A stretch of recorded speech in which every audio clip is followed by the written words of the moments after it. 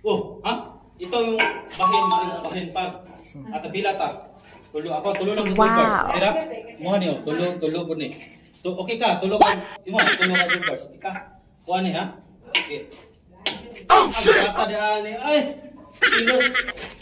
Sakto sa DPWS, dito kami sa Japanese Tunnel. Kami papasok dito. We're so excited. Ayan, tao ini. Ayan, Captain John at Doc Gilly. Alright, ang ato tour guide ko pa. Okay, let's go. Welcome to Japanese Tunnel. Wala bumbal ni ma'am. Wala na ignoring na ni. Are you familiar sa geisha comfort women? Mo na gitawag og geisha. Picture mo diri kay take natin ba pictures. Wow. Kasi kwartet ko dili words. Follows. Okay, picture at mag-isa. So, wala si timber no. Grabe ma'am, piko rag pala gigamit Japanese ani. Dili mga Japanese ang nagkuhan. Ang nagsalot mga Pilipino nga dinakpan, mga slave. Dinakpan, sila man. Forced labor. Or by Japanese. Tanan structure ani for 85 years wa ni siya noon sa maugig hapon ni siya naglinog na kani siminto. Dahil puro ng siminto. Hindi man na siya siminto, adobe. Aki siya butang ani. Wala. Daan siya. Ikog-kog ko. Unya kani siya lapos ni sa Martin of Samal. Ang exit point ani. Asa mama exit point to? Open sea. Open sea? Yes, sa Samal, Pranting nga dili. Layo kay ni siya. Layo ni siya 7 kilometers going. Wow. So kanina time it was abandoned 1945 pa. Pero na-discover siya in 1960 pag-construct sa 1962. 1960 pag-construct sa diversion.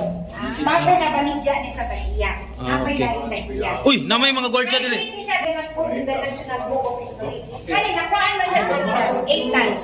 Pila? 8 tons sa mga gold bars? 8 tons of gold. Wow! Ang yun! Grabe! Woo!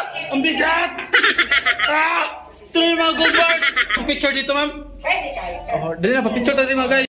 Yung dahil sa suwa, naka-produce kihapon ng oxygen kaya na may tubig.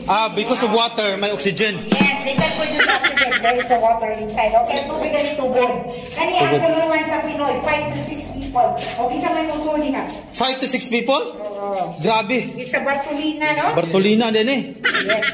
Persons, ang tawag din nga, Bartolina, para sa mga Pilipino nga mga gaygulo nga, dili magbara piko, dili magpala. Wala na agi dahil helmet na. Kasi dahil requirements na naman ito. Grabe, 7 kilos. 7 kilos, 7 So, kilos. natin mga calcium carbonate, na mga mineral deposits. So, dahil ito ba ko din, ma'am? Ayoko po, ma'am.